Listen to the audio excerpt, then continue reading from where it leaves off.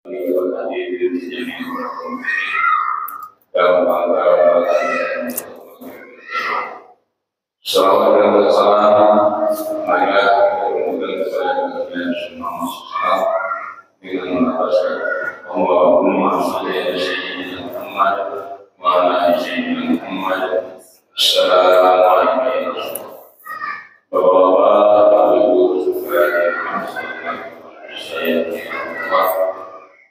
malam hari ini yang saya mengikuti kajian bersama Pak Dr.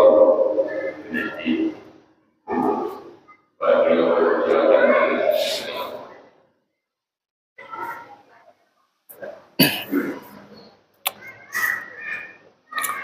Bismillahirrahmanirrahim. Assalamualaikum warahmatullahi wabarakatuh. Alhamdulillahi rabbil alamin. Wabihi nasta'inu ala umurid dunya waddin. Wassalatu wassalamu ala ashrafil anbiya'i wal mursalin Sayyidina wa maulana Muhammad wa ala alihi wa sahbihi wa man tabi'ahu bi ihsanin ila yaumiddin. Subhanaka la ilma lana illa ma 'allamtana innaka antal alimul hakim. Allahumma arzuqni fahman nabiyyin wa hifdzal mursalin wa ilhamal malaikatil muqarrabin. Rabbi shrah li sadri wa yassir li amri wa hlul 'uqdatam min lisani yafqahu qawli, amma ba'du. Yang sama-sama kita hormati dan kita muliakan orang-orang tua kita, para alim ulama, tokoh-tokoh agama, tokoh-tokoh masyarakat, tokoh-tokoh perempuan, ustaz dan ustazah yang sempat hadir dalam majelis ini, Bapak Ibu jamaah yang berhadir, semoga kita dalam rahmat dan inayah Allah Subhanahu wa taala. Pertama, kita bersyukur kepada Allah Subhanahu wa taala. Walaupun kajian kita ini kalau saya istilahkan kajian 31. Kajian 31. Karena ada bulan 31 baru muncul saya. Kalau tak ada 31 tak muncul, kecuali ada darurat. Nah, kajian 31 ini tidak bertema. Maksud saya tidak ditentukan temanya. Jadi apapun yang akan dibahas kita bahas selagi itu berkaitan dengan syariah, berkaitan dengan Al-Quran dan Sunnah baginda Rasulullah Sallallahu Alaihi Wasallam. Alhamdulillah kita dikumpulkan dalam keadaan sehat walafiat. Kita dikumpulkan dalam keadaan masih berkeinginan untuk menjalankan perintah Allah, masih memuliakan anjuran dari hadis baginda Rasulullah tentang tingginya derajat salat secara berjamaah. Nah, selain itu kita bersalawat kepada baginda Rasulullah dengan ucapan Allahumma salli ala Sayyidina Muhammad wa ala ali Sayyidina Muhammad.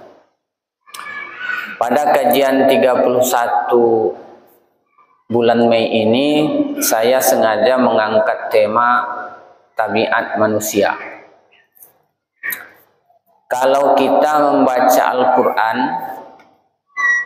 bagi yang paham artinya, yang bersangkutan langsung paham.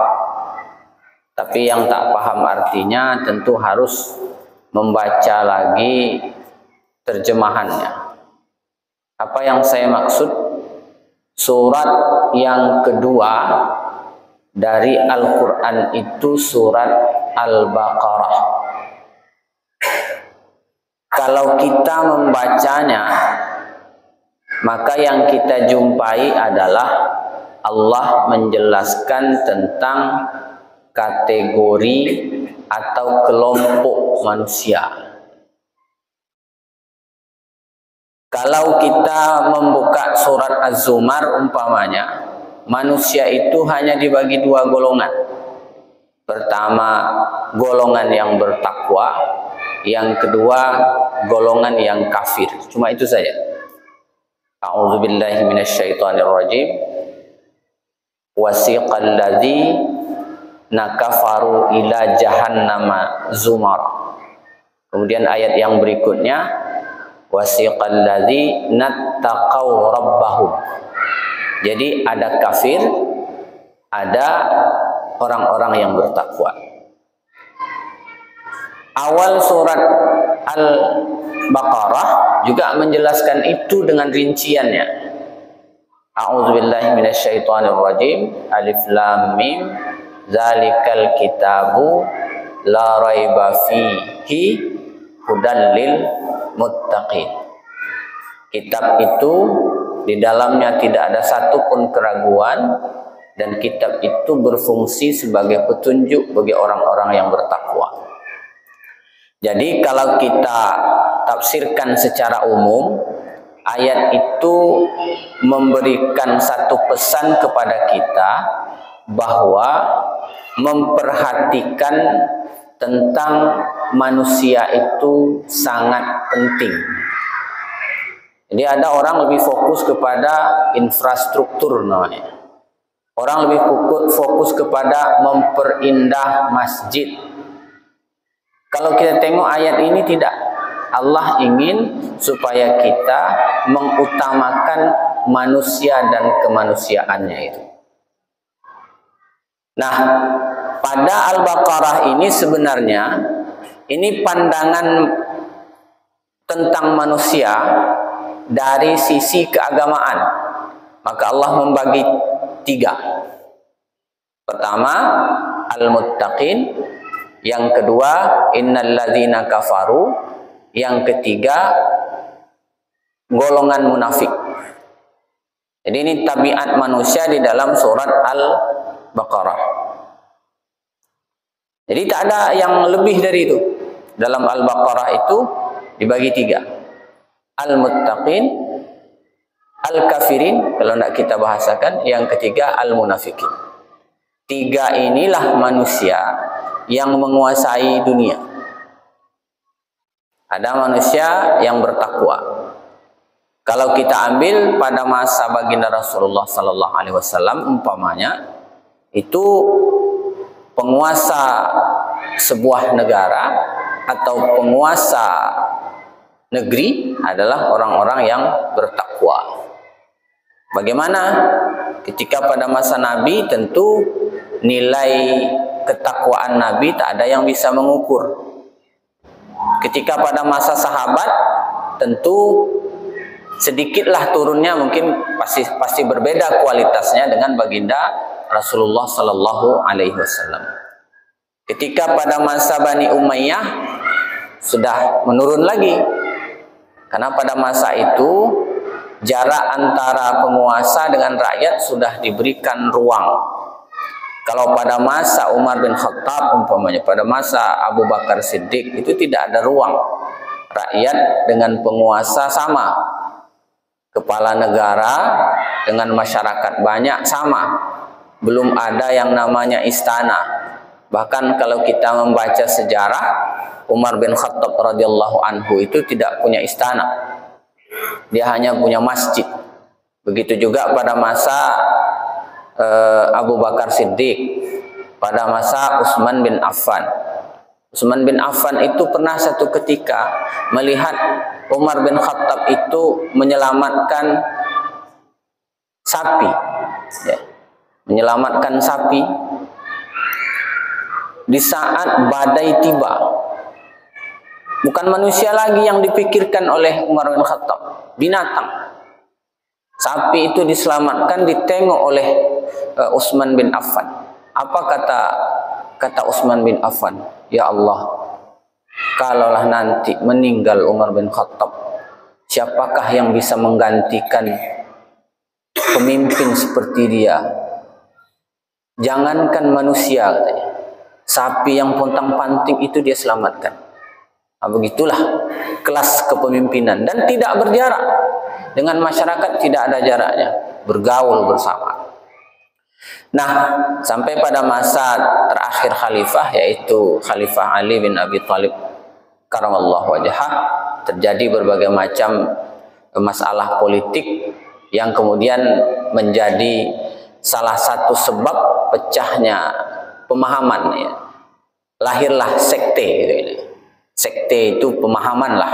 kalau pada masa itu. Ada sekte atau pemahaman yang mengatakan bahwa Ali selayaknya tetap menjadi khalifah, lalu didukung sepenuhnya, jadilah mereka kelompok Syiah. Jadi orang yang mendukung Ali sepenuhnya itu disebut dengan Syiah. Ada yang menolak dengan keputusan itu, lalu keluar dari kelompoknya Khalifah Ali bin Abi Thalib ini, keluar jauh mereka. Itulah yang disebut kemudian dengan Khawarij. Ada yang tak punya pendapat sama sekali. Kalau bahasa orang Melayu, lantaklah situ. Kalian tidak bertukar presiden, kalian tidak berganti anggota dewan, kami begitu-begitu juga. Itu kelompok Jabariyah namanya. Pasrahnya itu sudah berlebihan. Jadi tak boleh juga. Itu cerita kualitas ketakwaan. Dan pesan kedua dari ayat itu, saya sebenarnya bukan fokus di ayat ini, tapi ketika saya renung dalam-dalam ternyata ada pesan-pesannya. Kalau pesan pertama, Allah ingin memperhatikan manusia dan kemanusiaan. Pesan yang kedua adalah selagi manusia ini menggunakan Al-Quran sebagai petunjuk hidupnya, maka dia sudah termasuk orang yang bertakwa. Udah itu. Jadi kita tidak berpikir kalau bertakwa itu harus menjadi orang yang wara. Zaman sekarang di mana kita nak meletak wara? Mungkin ada, tak banyak. Zaman sekarang kalau mau jadi orang yang bertakwa itu tidak boleh makan di rumah orang Cina. Aduh, pusing juga. Saya sempat duduk di salah satu warung Cina, difoto, dikirim sama teman saya yang ngirim Facebook, langsung dapat komentar, abang makan juga ya di warung Cina. Aduh. Jadi apalagi apa hal-hal yang seperti itu yang ingin kita komentari, tak bisa. Jadi saya berprinsip selagi kita menjadikan Al-Quran sebagai petunjuk kehidupan, itu sudah termasuk kategori orang yang bertakwa. Cuma berkelas kan. Jadi ada takwa itu kelasnya melepaskan diri hanya bagaimana bersyahadat, lalu menerapkan apa yang disebut dengan syahadat. Itu sudah disebut dengan orang yang bertakwa, membebaskan diri daripada kesyirikan. Ada orang yang membebaskan dirinya selain daripada kesyirikan, dia meninggalkan segala sesuatu yang mubah, apalagi yang haram. Nah, itulah yang disebut dengan orang yang wara tadi. Ada manusia yang memang meninggalkan hiruk pikuk dunia. Tak ada dunia di dalam hatinya, tak ada dunia dalam pikirannya, tak ada dunia di dalam aliran darahnya ini. Yang ada cuma zikrullah, Allah, Allah, Allah. Tak ada yang lain. Tapi bukan berarti dia tidak memperhatikan segala kebutuhan dunia. Tapi dunia itu bukan kebutuhan dia. Nah, ini ada terbagi dua. Pertama, golongan orang-orang yang mengasingkan diri lalu menghilangkan diri dari hiruk pikuk dunia. Yang kedua, orang yang hidup di tengah-tengah kesibukan dunia tapi tak pernah lupa Allah. Tak pernah lupa dengan Allah. Tak pernah tinggal daripada zikrullah. Nah, jadi ini termasuk orang yang kategorinya sudah tinggi tingkat ketakwaannya. Jadi takwa itu berkelas pula. Maka saya katakan Al-Quran memberikan gambaran terlebih dahulu tentang tabiat manusia.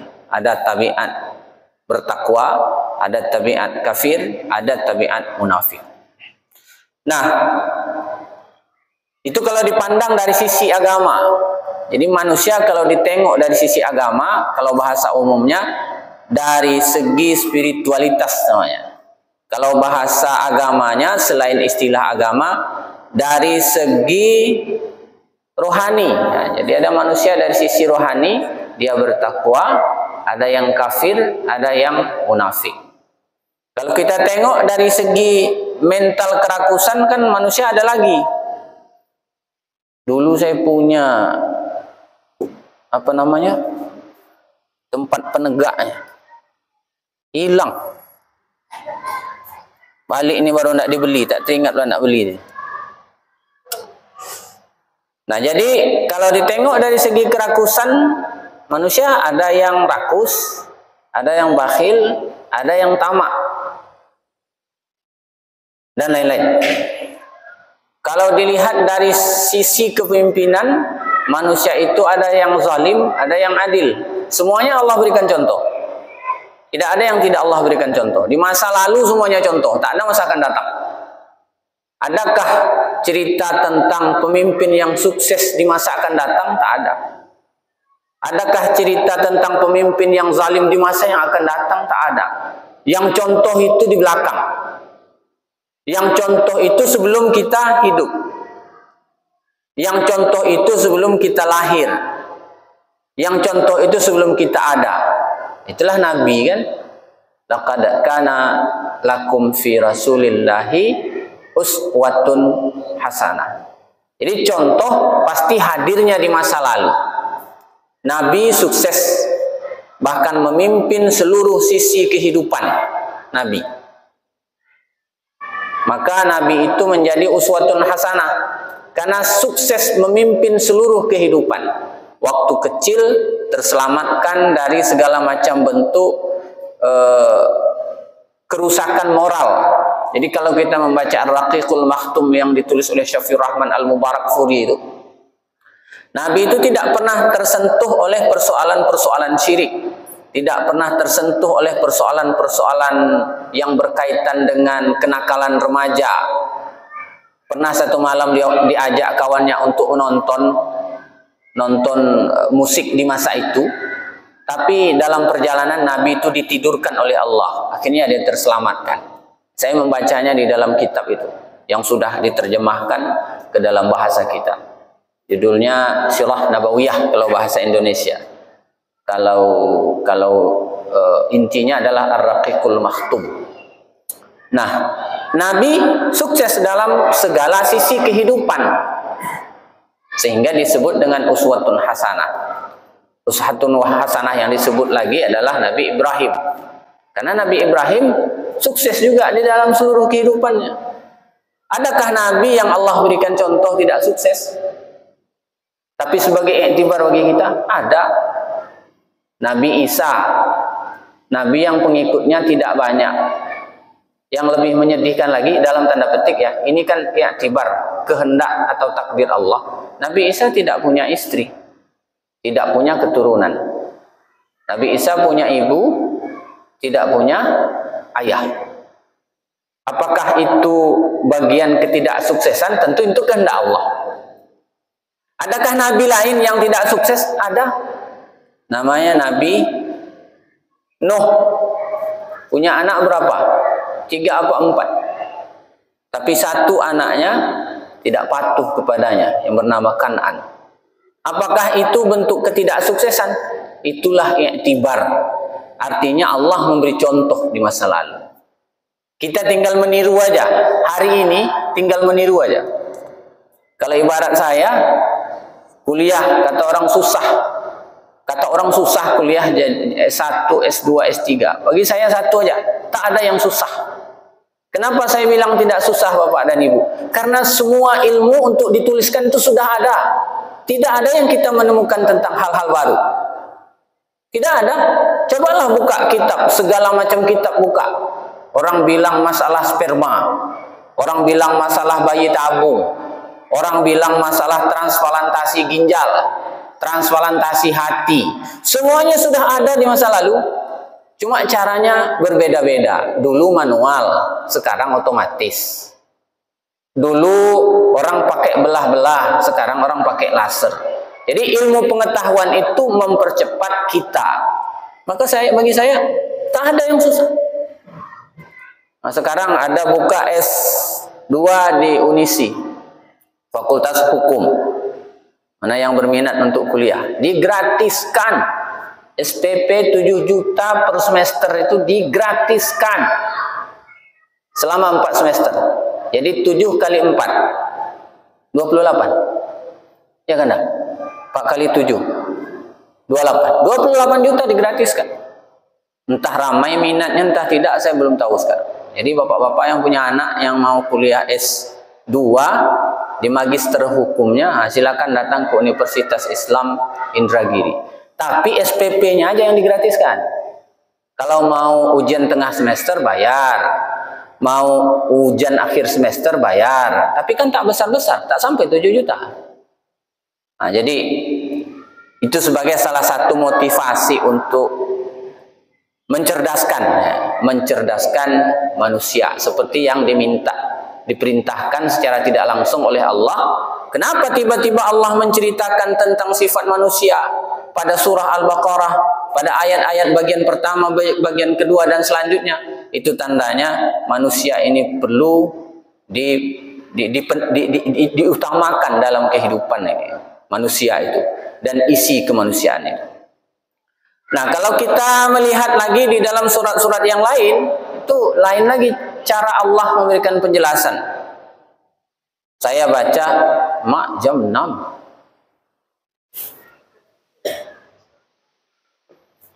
Lambat. Tak ganti itu. Apa namanya?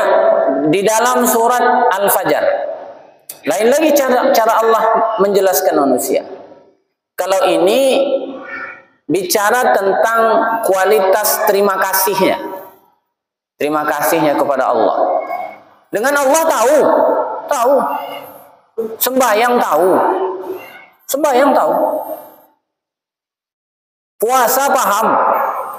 Tapi ada satu pernyataan yang kurang tepat lah kalau dalam bahasa kita. Ini tabiat manusia. Apa kata Allah di dalam surat Al-Fajr ini? Bolehlah nanti dilihat di ayat yang ke-15. A'udzubillahi minasyaitonirrajim.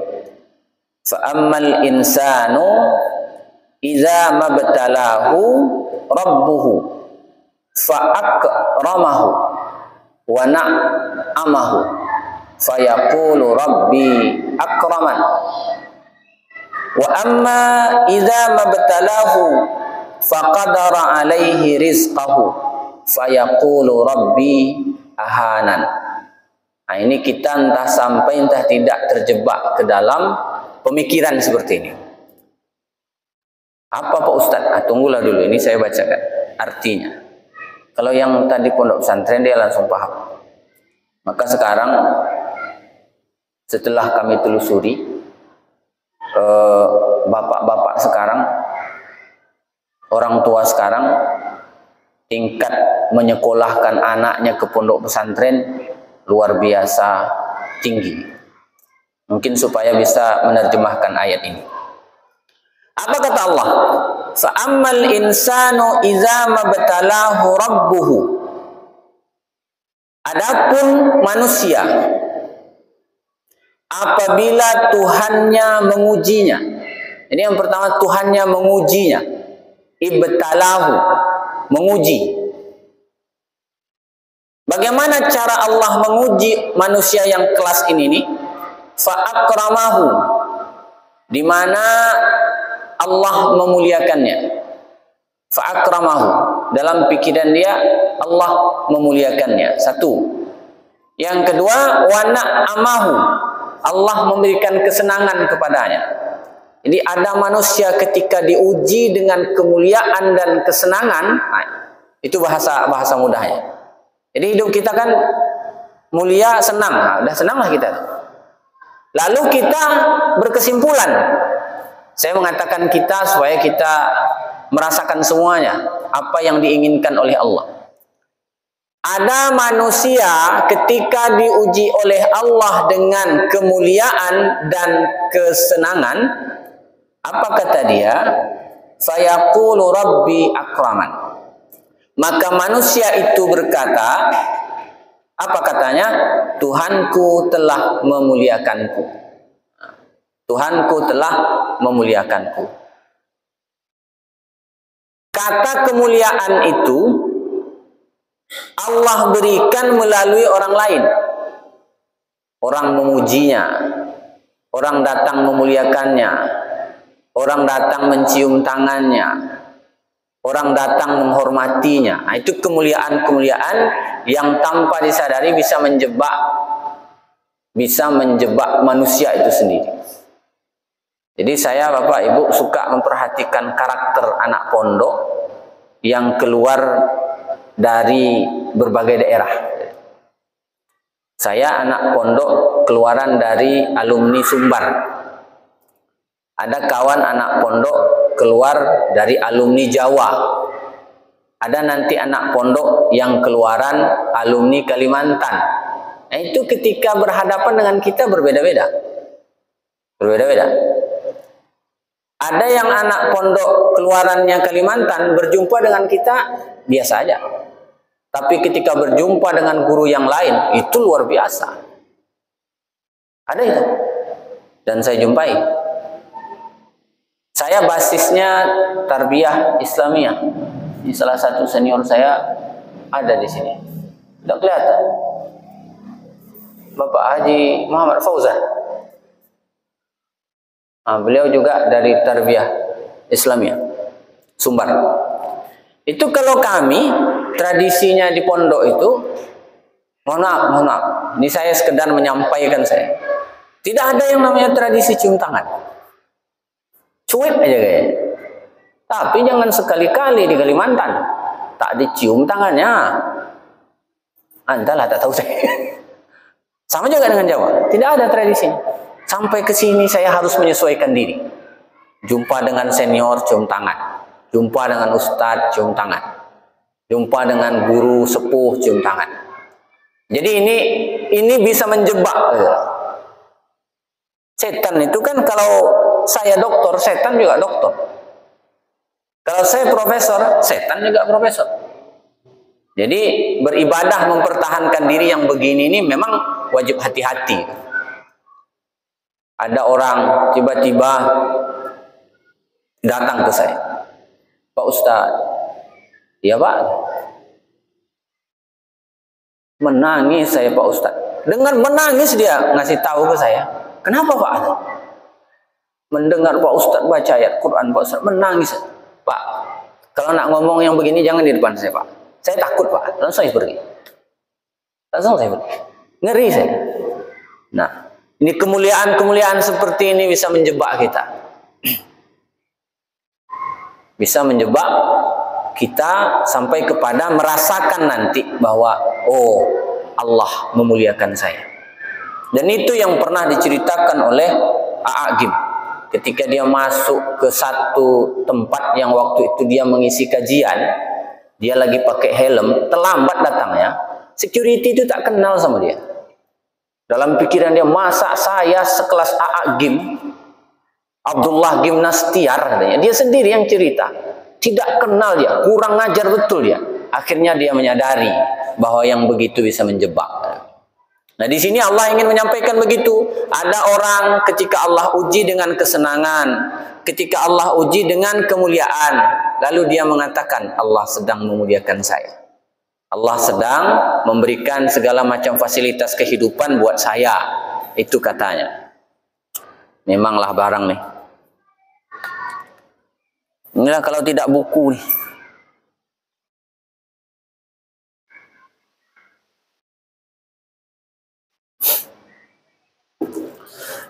Nah, terkait dengan ini, saya mengambil rujukan dari tafsir Ibnu Katsir. Kalau ada orang punya prinsip begini, itu dia sudah salah dalam pemahamannya. Di mana letak salahnya? Lalu Allah jelaskan di dalam surat Al-Mu'minun. Ayat yang ke 55 dan 56. Apa kata Allah? A'udzubillahi minasyaitonirrajim. Ayahsabuna annama numiddukum bihi min malin wa banin nusari'u lahum fil khairati bal la yash'urun.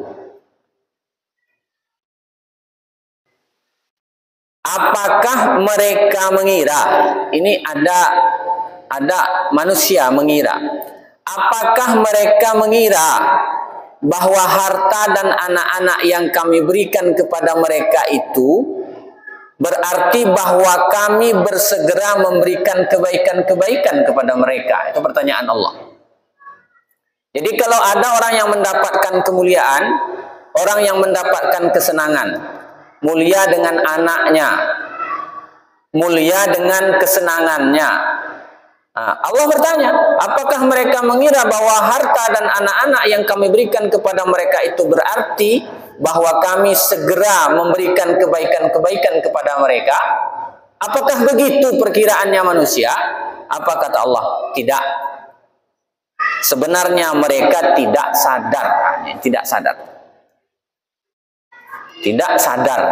Jadi harta, anak-anak, kemuliaan, kesenangan itu bukan berarti Allah memuliakan dia. Nah, itu bahasanya.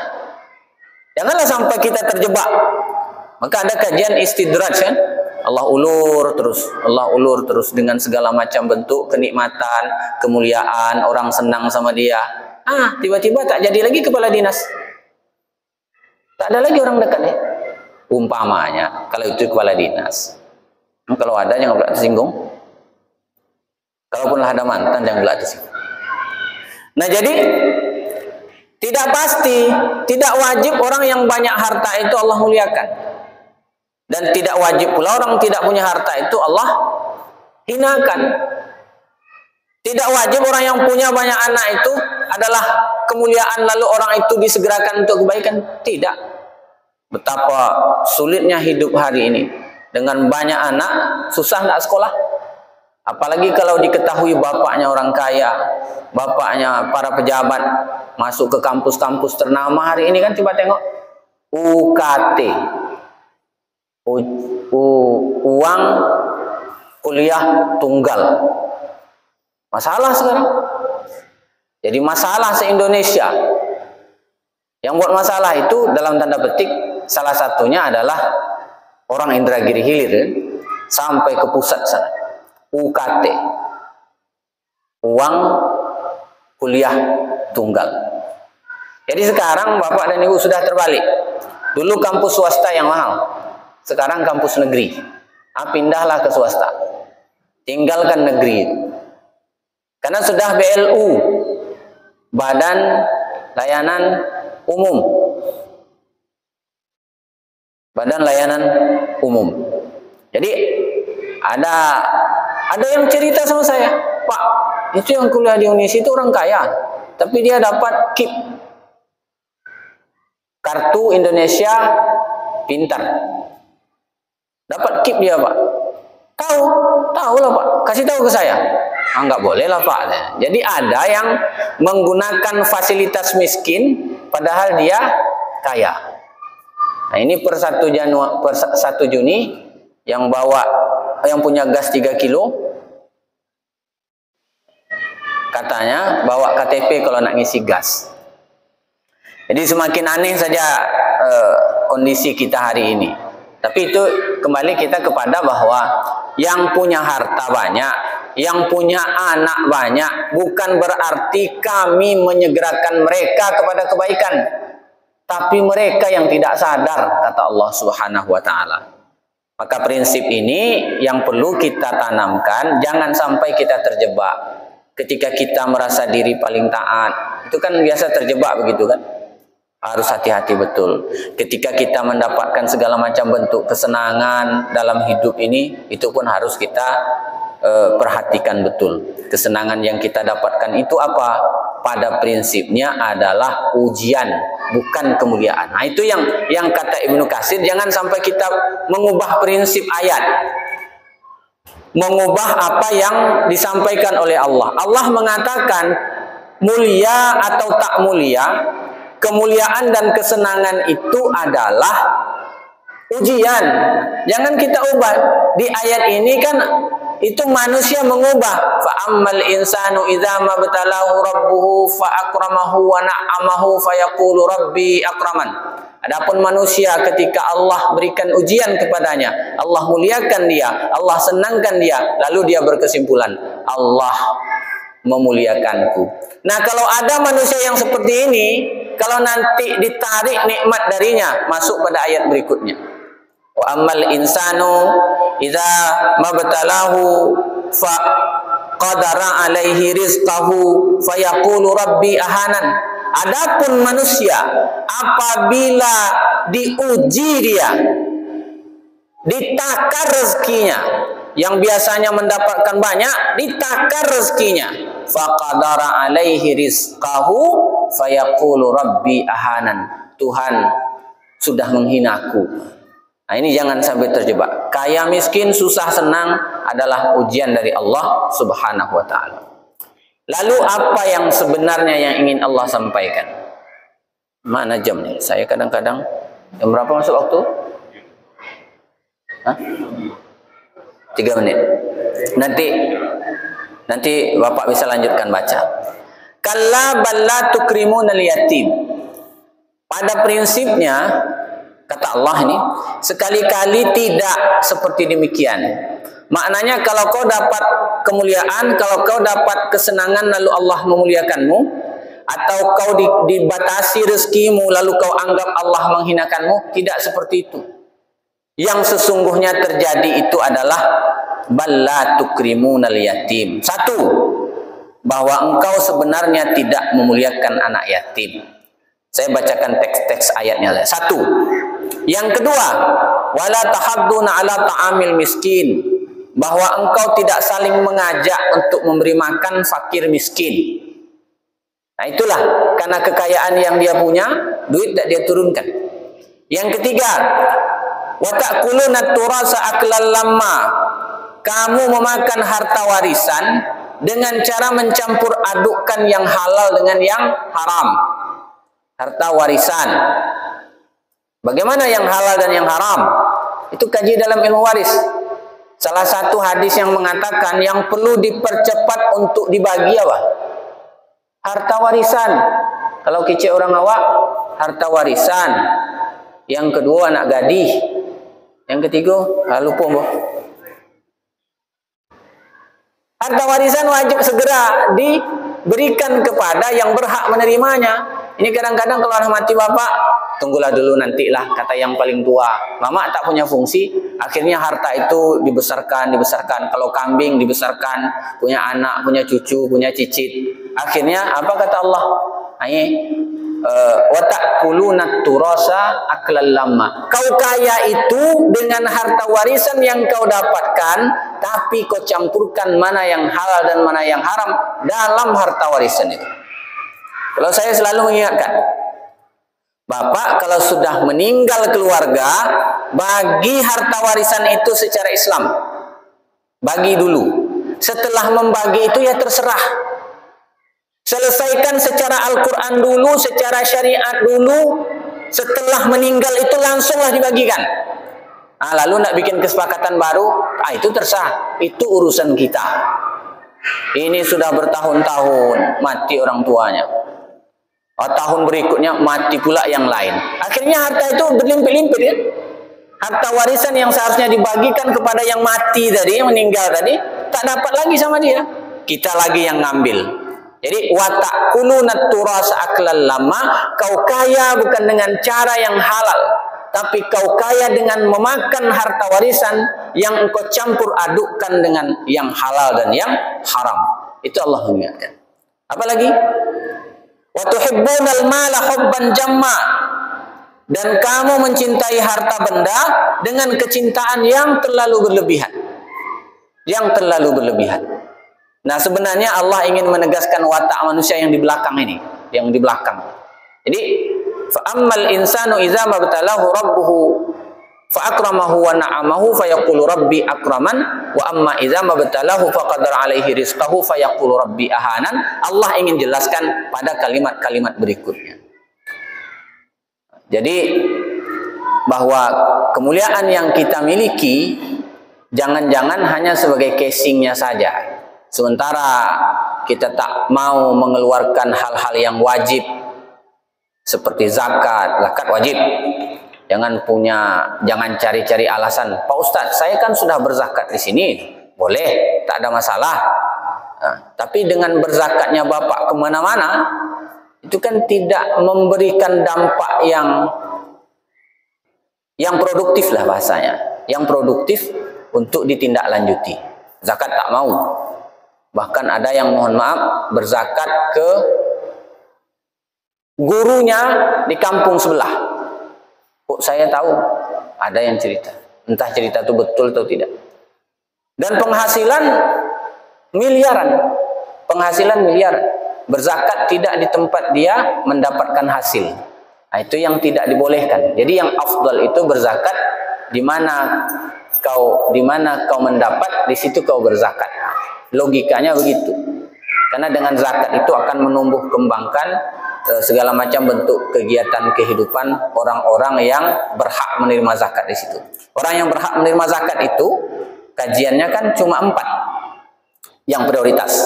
Yang prioritas 4 itu dijelaskan oleh Yusuf Al-Qardawi. Pertama fakir, yang kedua miskin, yang ketiga amil, yang keempat mu'allaf. Kenapa amil kok termasuk orang yang diutamakan? Karena dia penyelenggara.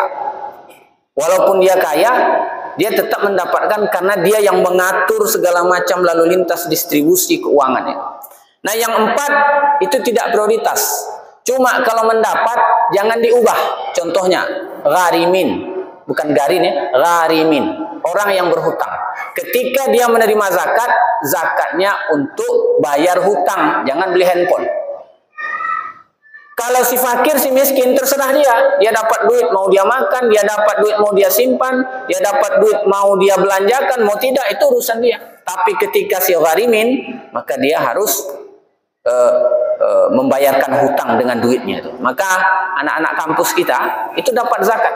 Dari mana? Dari provinsi. Provinsi berapa satu tahun mendapatkan zakat? Mencapai 60 miliar.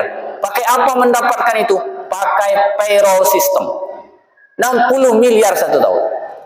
Dapatlah duit dari zakatnya provinsi. Dikasihkan berapa? Berapa bayar SPP? Dibayarkan langsung. Nah, begitu caranya. Nah, itu kalau kita mengkaji tentang harta tadi. Jangan sampai harta yang kita punya tidak kita zakatkan. Kalau tidak kita zakatkan itu tadi. Balla tukrimunal yatim wa la tahadduna 'ala ta'amil miskin wa ta'kuluna at-turasa aklan lama wa tuhibbunal mala hubban jamma. Kalla, baru masuk ke alam akhirat. Idza dukkatil ardu dakkan dakka. Nah, itu cerita tentang orang yang merasa dirinya mulia, orang yang merasa dirinya senang bahwa Allah sedang memuliakannya adalah salah. Kemuliaan dan kesenangan itu adalah ujian. Orang yang merasa ketika dia berusaha ke tempat A tak jadi, ke tempat B tak jadi, ke tempat C tak jadi. Ada orang yang begitu. Udah berjualan di sini, tak jadi, gagal. Pindah lagi ke tempat yang lain, tak jadi, gagal. Akhirnya dia berkesimpulan, nampaknya Allah sedang menghinaku. Itu pun salah. Karena apapun yang kita usahakan, gagal ataupun sukses, semuanya adalah ujian dari Allah Subhanahu wa ta'ala. Jadi ini kajian kita sebagai kesimpulannya bahwa Allah memesankan kepada kita melalui surat Al-Baqarah, mari kita cerdaskan manusia. Karena itu yang diperhatikan pertama sekali oleh Allah, dan manusia dalam pandangan Allah yang perlu dicerdaskan itu adalah bagaimana manusia itu menjadi orang yang bertakwa. Yang kedua, jangan terjebak dengan ujian Allah. Karena ujian Allah ini ada mulia, ada senang. Ujian Allah ini ada sulit, ada susah. Semuanya sebagai bentuk ujian untuk mendapatkan kemuliaan yang sejati dari Allah Subhanahu wa ta'ala. Subhanakallahu bihamdik nashhadu an la ilaha illa anta wa nastaghfiruka wa natubu ilaik. A'udzu billahi minasyaitonir rajim. Bismillahirrahmanirrahim. Alhamdulillah. Allahumma shalli ala sayyidina Muhammad wa ala ali sayyidina Muhammad. Allahumma rabbana zidna ilman nafi'a. Allahumma rabbana zidna ilman nafi'a. Allahumma rabbana zidna ilman nafi'a. Allahumma anfa'na bima 'allamtana innaka antal alimul hakim. Allahumma anfa'na bima 'allamtana wa 'allimna bima yanfa'una. Bifadlika subhana rabbika rabbil izzati amma yasifun wa salamun 'alal mursalin walhamdulillahi rabbil alamin. Taqabbalallahu minkum. Wassalamu alaikum warahmatullahi wabarakatuh.